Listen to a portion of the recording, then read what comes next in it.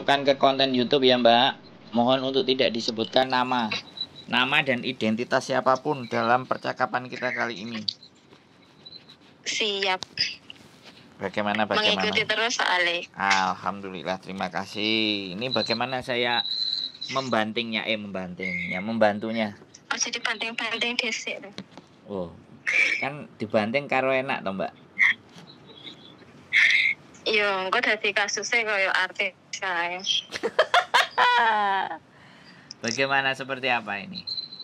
Kira-kira? Enggak, gini. Aku tuh kan ceritanya waktu itu pernah sempet kena tipu toh. Ya. 2018 aku kena tipu. Itu kurang lebih 40.000 dolar Hongkong. Nah, terus habis itu kan orangnya 3 bulan itu menghilang, nggak tahu kemana. Katanya sih jadi OS, katanya pulang Indo, katanya ada yang bilang kayak gitulah. Nah, terus habis itu dia bilang, ada yang konfirmasiin katanya, alah hari ini sekarang jadi OS. Oh ya wis. Nah, aku tuh terus dapat bantuan dari tetangga desa. Ngakunya sih yo wartawan opo aku yo gak ngerti. Nah, terus habis itu dia bilang kayak gini, Mbak, kasus seperti ini tuh saya udah banyak menanganin katanya. Nanti tak bantu. Kayak mana caranya bantu? Aku bilang kayak gitu kan. Nah, terus habis itu dia bilang, caranya kamu bayar sekian, nanti saya bantu, dia bisa saya laporkan di kantor polisi Indonesia. Habis itu nanti bisa naik ke KJRI Hong Kong. Nah, nanti dari KJRI Hong Kong bisa jemput si mbaknya itu yang punya hutang pulang ke Indonesia. Bilang kayak gitu. Apa iya dah? Ya, kalau sampean udah itu aja yang diomongin. Nanti takutnya aku ngomong sampean, jadi nanti disambung pertanyaan berikutnya ya. Jadi nggak semudah itu kalau kita bicara. Jadi kasus itu yang bisa dijemput itu kasus kalau misalnya korupsi, Mbak.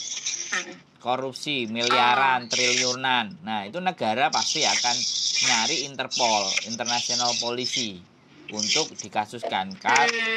Kalau cuman kasusnya kita itu terabaikan, yang ada sampean malah kehilangan duit dikekno sama yang tadi. Tapi kalau sampean mau tanya prosedur memperkarakan dan mengkasuskan anak ini, saya tanya dulu, kasusnya terjadi di Hong Kong apa terjadi di Indonesia? Di Hong Kong. Nah, sampean punya bukti nggak? Menyerahkan uang, transfer, atau ada saksi nggak? Masalahnya tuh nggak transfer, langsung tangan gitu loh. Kesalahannya di situ. Nah, ada bukti nggak sampean? Ya kalau untuk bukti ada, kayak chatting apa, katanya janji-janji mau bayar terus taunya menghilang. Nggak, terus pada waktu menyerahkan ada saksinya nggak?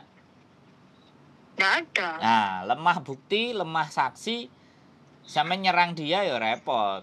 Tapi kalau sampean pingin mengkasus, sebentar saya ngomong dulu. Kalau sampean ingin mengkasuskan, sekali lagi sampean ingin mengkasuskan dia, ibaratnya untuk efek jera dan semuanya, sampean bilang aja ya tidak transfer, itu buktinya nggak jelas ya. Sampean menyerahkan juga tanggal berapa, hari apa, di tempat mana, terlihat CCTV di sekitar situ ada apa enggak. Nah, di situ persoalannya, Mbak. Makanya kan nggak ada bukti, nggak ada saksi, kita mau mengkasuskan ya berat. Yang kedua tadi, ketika sampean dikasih tahu sama orang yang tadi, wah, orang yang ngasih tahu sampean tadi ya memanfaatkan celah ini juga, dapat duit juga dia. Kalau nanti mau melaporkan ke kantor polisi, oke, misalnya dia minta 3 juta ya, melaporkan ke polisi cuma 500 dikasih, dia dapat 2,5, selesai. Kasus itu akan berhenti. Cybercrime itu bisa ya, tapi kan dilihat buktinya. Kalau sampean melakukannya di Hong Kong, kemudian mengkasuskannya di Indonesia, ini juga agak berat. Kalau kata bahasa hukum itu lopus ya, apa namanya, jadi tempat kejadian perkara. Jadi yang bisa kita lakukan kalau sampean nggak cukup bukti ya berdoa aja, diikhlaskan, semoga dia baik-baik saja dan sehat. Nanti sampean nanti sampean diperlihatkan dia jungkel dan kejelungup-jelungup. Loh iya, kalau sampean doanya ikhlas. Kemarin itu 250 juta perempuan dibohongi sama garangannya. Tiap malam dia tahajud.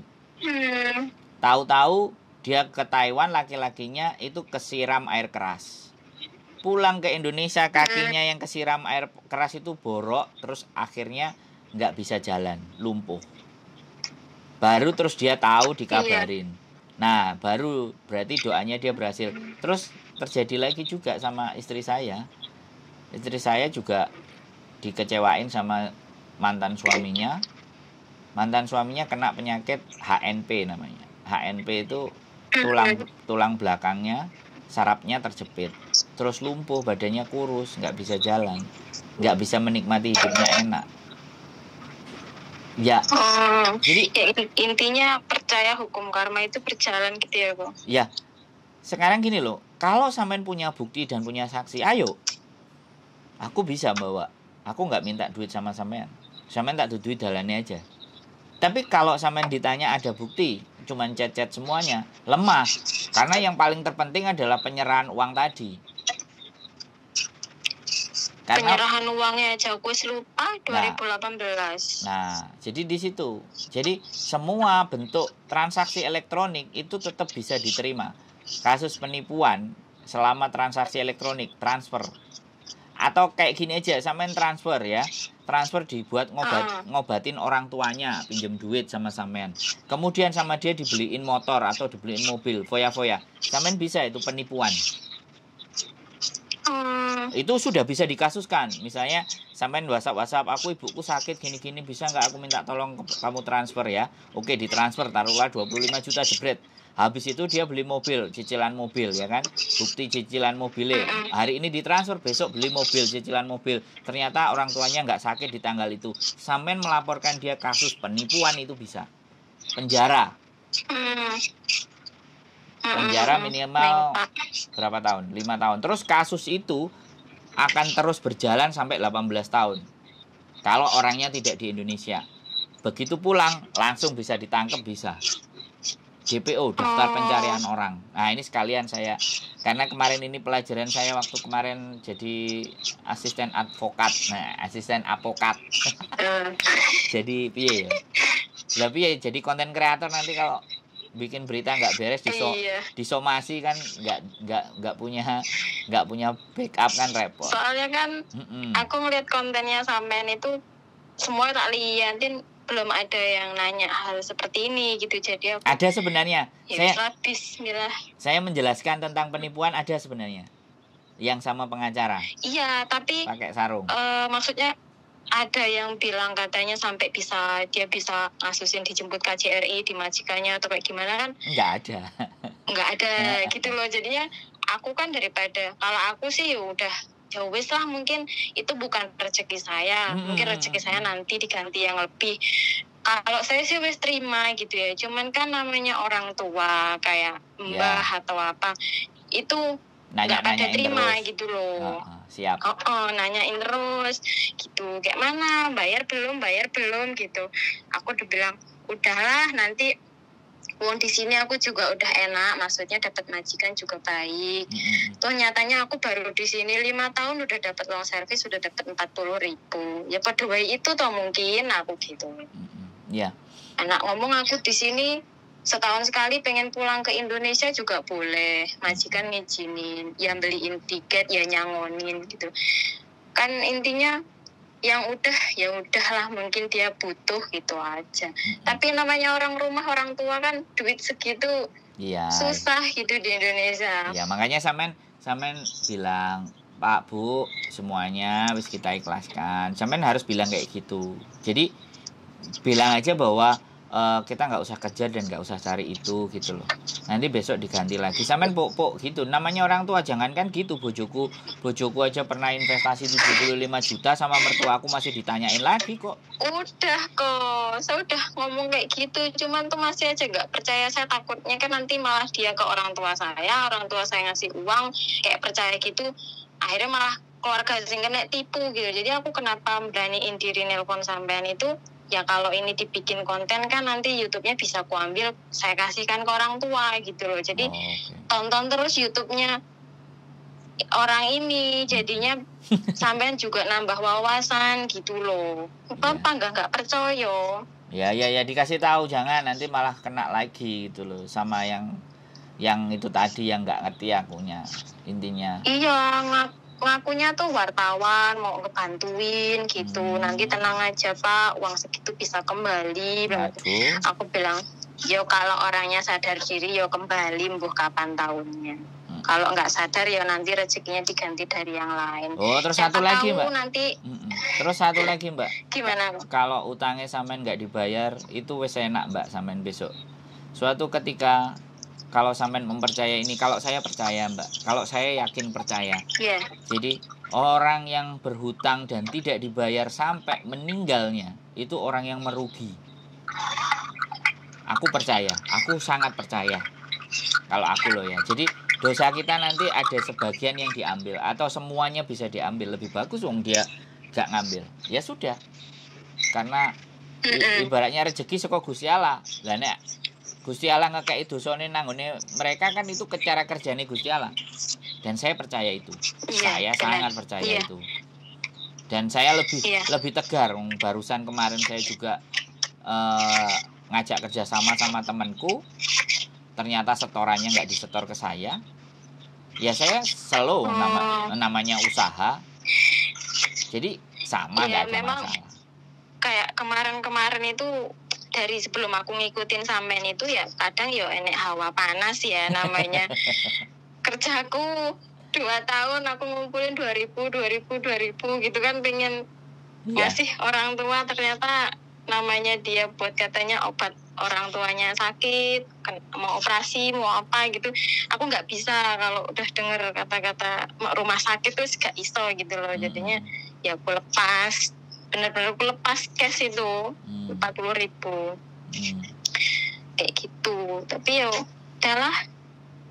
Terus sekarang banyak sering nonton kontennya sampean, ya kontennya Miss Yuni itu tak tonton terus. Jadi ternyata masih banyak yang lebih sulit, masih banyak yang lebih tertipu, lebih besar gitu loh. Betul, ya itu senang saya kalau apa ya orang bisa belajar, karena saya sebenarnya ketika saya ditelepon, ya saya ditelepon orang itu banyak hal yang saya dapetin dari orang yang telepon.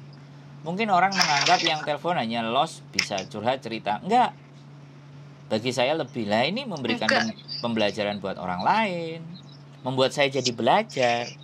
Makanya kalau aku ada anak nangis-nangis cerita kayak aku, "Sik Mbak, raup dhisik Mbak, dulapi dhisik nangisnya baru ngomong yang enak Mbak." Kalau saya begitu, karena saya cowok kan. Saya cowok. Iya. Beda kalau Miss Yuni kan ya didengerin. Kadang kalau habis cerita gitu dia coba ngempet air matanya nih, habis itu terus telepon aku nek ditelepon terus nangis-nangis aslinya aku ya pengen melok nangis gitu. Kadang-kadang kita itu kadang-kadang juga meeting. Udah kenyang nangisnya. Kita juga meeting. Jadi misalnya kayak gitu loh. Kan ada juga kan yang, karena sekali lagi teman-teman ini itu kan siklus toh Mbak. Yang lama pulang, yang baru masuk, ya kan? Yang tengah-tengah stay kan, nanti yang lama balik lagi kan, bisa jadi kan. Dan persoalan itu akan terus bergulir pasti. Dan hanya orang-orang yang bisa memanfaatkan waktu dan mau belajar ya dapat nilai itu gitu loh. Gitu aja sih tujuan saya sih ya. Terus ini baru 2 channel lah. Channelnya bojoku 1. Sebenarnya aku pingin ada 10 channel yang kayak begini gitu.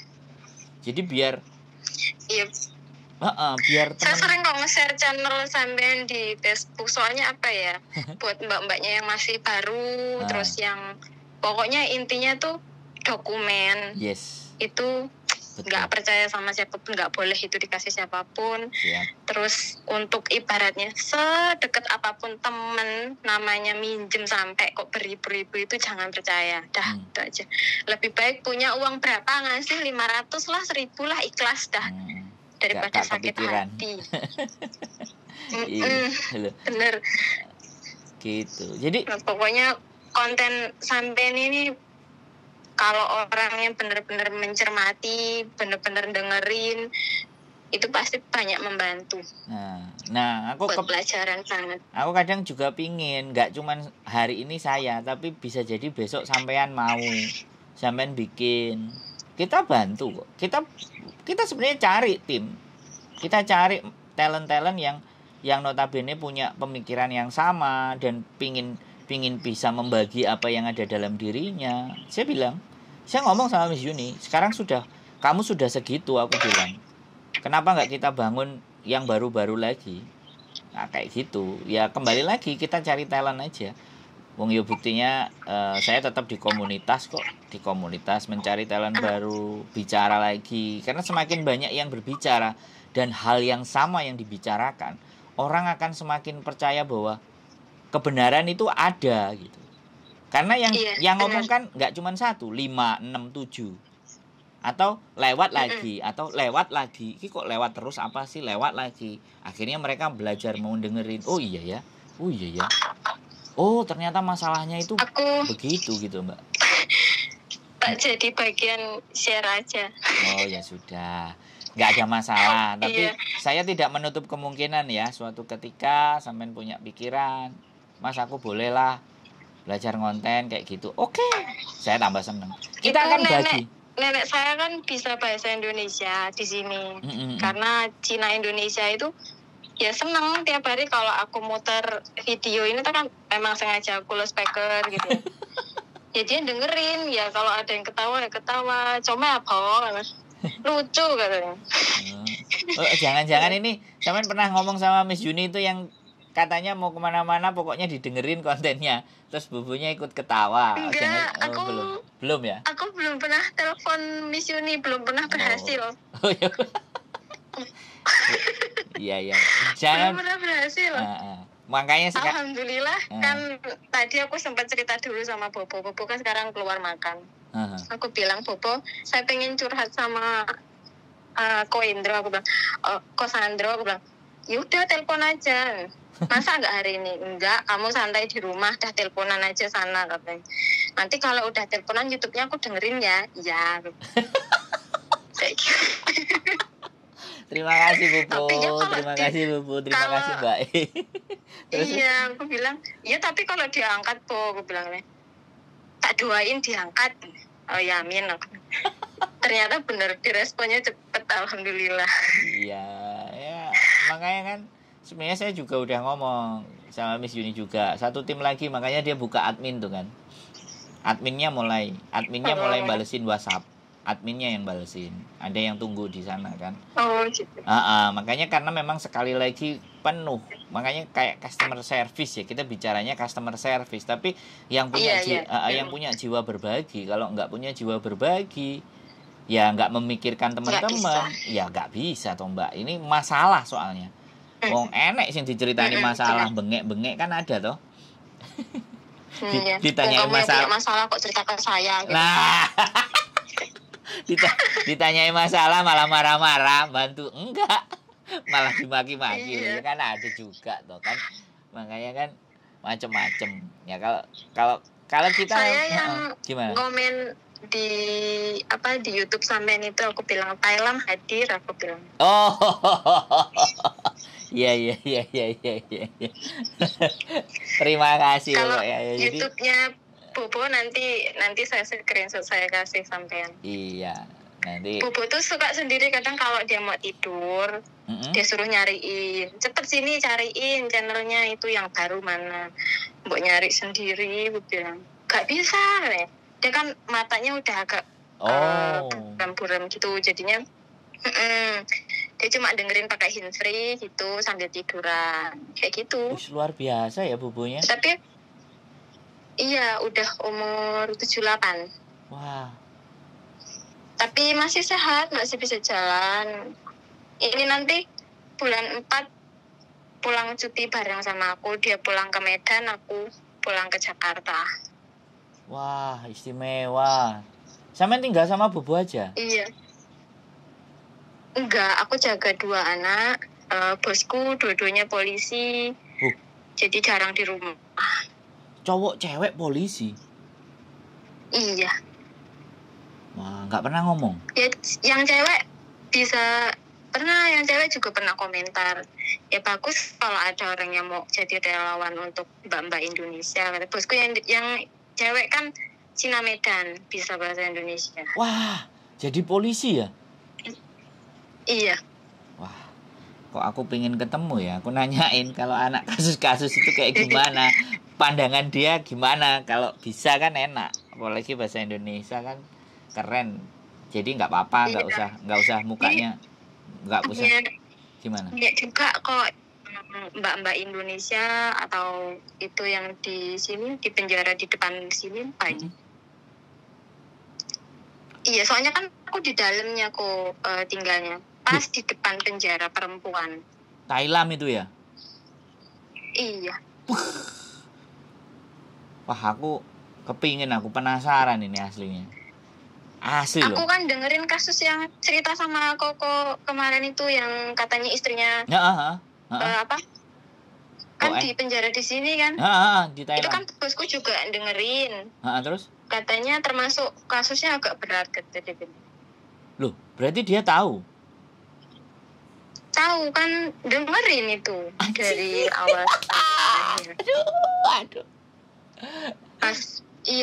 Pas dilelah pas aku muter terus kok comea kok manhan Thailand gitu. Sia terus sambil makan, sambil mainan sama anak ya sambil muter. Jadi HP ku ditaruh aja di meja, di loudspeaker gitu. Akhirnya kedengeran sama polisi juga. Aduh, menarik ini. Iya, dia hari tadi sore jam 3 udah berangkat kerja, paling pulang lagi minggu depan. Duh, hari ini berangkat kerja pulang minggu depan? Iya kan dia di Hong Kong sana kerjanya. Piu. Di perbatasan Hong Kong situ loh, jadi jarang pulang. Bayarannya gede-gede itu berarti. Jadi ya nggak tahu soalnya sama uang juga. Royal. Close doll gitu. Yang penting anaknya beres ya sama sampean. Iya, orang dia bilang, Bobo kan bilang, kamu nggak usah khawatir mau nggak pulang anakmu ya tetap sehat katanya. Oh, berarti sama Bobo anak 2. Cuman Dadai Singsang kerja. Iya, tapi Bobo di sini Bobo di sini paling seminggu 2-3 kali gitu ke sini. Oh. Dia rumahnya daerah Dunmun. Oh. Kalau aku di sini ya sendiri bertiga sama anak-anak. Oh. Wis sama-samain wis kelet ya. Wis gampang diatur lah. Iya. Dari lahir semua soalnya aku jaga ini. Dari lahir, Mbak? Berapa tahun sampai di Hong Kong? Ngeri. Kok guyu? Bertahun-tahun. Lah, terus enggak menikah? Udah pengen pensiun sebenarnya. Enggak tahu, kayaknya apa ya, kayak trauma mau nikah itu, dengerin orang kalau ya kadang dapat pengalamannya dari Koko ini kan, ada dapat yang suami baik, ada yang dapat suami yang nggak baik. Cuman kalau banyak dengerinnya tuh kok kayak jadi rasa males nikah gitu. Wah, kalau sampean merasa malas nikah berarti salah aku nggak konten ini, Mbak. Ojo salah. Loh lah piye lah tidak membuat semangat ya, intinya jangan ditiru. Kalau malas nikah tuh ya jangan ditiru karena pengalaman orang kan. Ya, karena pengalaman orang masing-masing gitu. Intinya ada hal yang nggak bisa diceritain di pengalaman pribadi itu. Jadi apa ya, untuk nikah tuh untuk yang ke 1000 kalinya lah mikirnya lagi tuh udah nggak tahu lah. Pokoknya jangan ditiru. Ya artinya kan gini nih Mbak, kita belum bisa berdamai dengan diri kita sendiri. Kalau menurut saya ya memang menyembuhkan diri sendiri itu lebih sulit daripada menyembuhkan lukanya orang. Kalau saya sih. Tapi bagi saya justru ketika aku dilukai berkali-kali membuatku jadi lebih tangguh gitu. akhirnya terbiasa dengan luka gitu. Jadi nggak masalah. Selama di Hong Kong, kalau nggak kepentingan paling kayak kemarin kayak nambah paspor lah atau ke KJRI lah, ada keperluan apa itu ya nggak keluar, ya di rumah aja, nggak pernah libur. Jadi belum pernah tahu namanya kehidupan Hong Kong itu tuh belum pernah. Itu aja kemarin ke Patung Buddha itu karena anak-anak sekolah kayak study tour gitu kan, kayak si KC-nya itu study tour, orang tua nggak bisa ikut, akhirnya aku yang mewakili akhirnya ikut, ya kayak gitu jalan-jalannya. Ya terus mereka anak-anaknya jalan sama bapak ibunya, family time-nya kapan? Ya nggak tentu seliburnya. Tapi dia, ada. Kadang ya. Tapi ada. Ada. Seminggu ada. 1 kali atau sebulan justru 2 kali atau nggak jelas